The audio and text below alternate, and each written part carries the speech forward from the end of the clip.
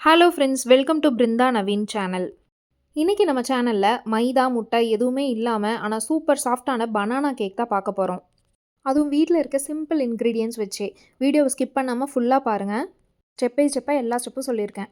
First time பார்க்குறவங்க எல்லாரும் subscribe பண்ணிட்டு வாங்க வீடியோக்குள்ள போலாம். ஃபர்ஸ்ட்டு நல்லா பழுத்த 2 பெரிய வாழைப்பழத்தை எடுத்துக்கலாம்.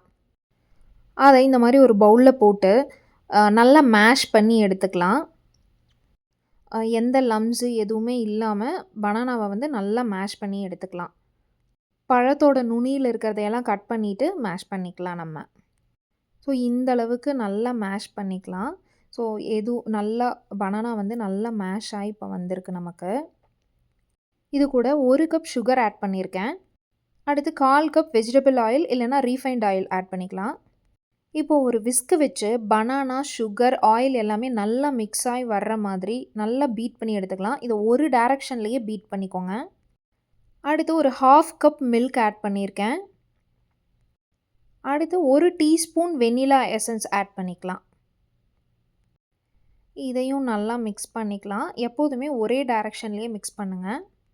இப்போ நான் 1/4 அப்படின்னு மென்ஷன் பண்ணியிருக்க கப்பில் 4 கப் கோதுமை மாவு எடுத்திருக்கேன். அப்படின்னா அது வந்து 1 கப் அப்படிங்கிறது அர்த்தம். இதோட 1/4 teaspoon normal salt, 1/2 teaspoon baking soda add பண்ணிக்கலாம்.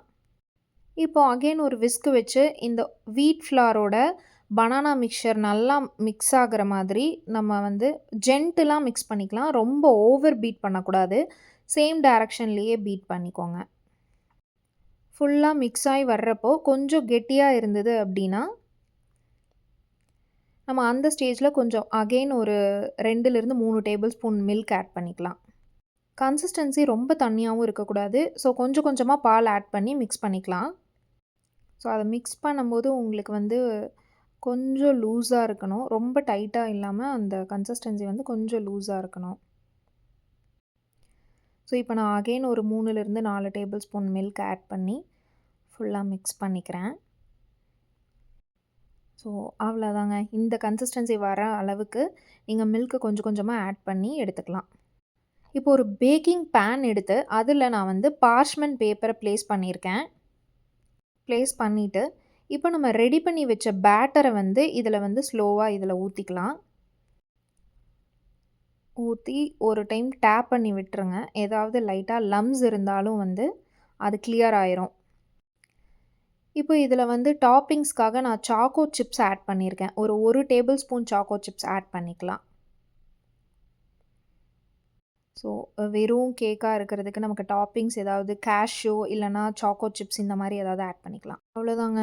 இப்போது 180 டிகிரி செல்சியஸில் அவனை ப்ரீஹீட் பண்ணிவிட்டு ஒரு 35லேருந்து 40 மினிட்ஸ் நம்ம பேக் பண்ணி எடுத்தால் நம்மளோட செம்ம சாஃப்டான whole wheat flower healthy banana cake ready ஆயிடுச்சு. இதை வந்து கம்ப்ளீட்டாக கூல் பண்ணிடுங்க. ஒரு 1 ஹவர்லேருந்து 1 1/2 ஹவர்ஸ் ஆயிரும். கம்ப்ளீட்டாக கூல் பண்ணிவிட்டு இந்த மாதிரி சைடு ஓரமெல்லாம் நல்லா எடுத்து விட்டுட்டு ஒரு பிளேட்டுக்கு ட்ரான்ஸ்ஃபர் பண்ணிடலாம்.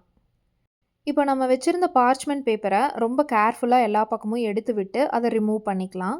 ஸ்லோவாக ரிமூவ் பண்ணிக்கோங்க. ஸோ இப்போவே உங்களுக்கு தெரியும் கேக் வந்து செம்ம சாஃப்டாக பேக்காகி வந்திருக்கு. ஸோ இதை நான் வந்து திருப்பி போட்டு காமிக்கிறேன்.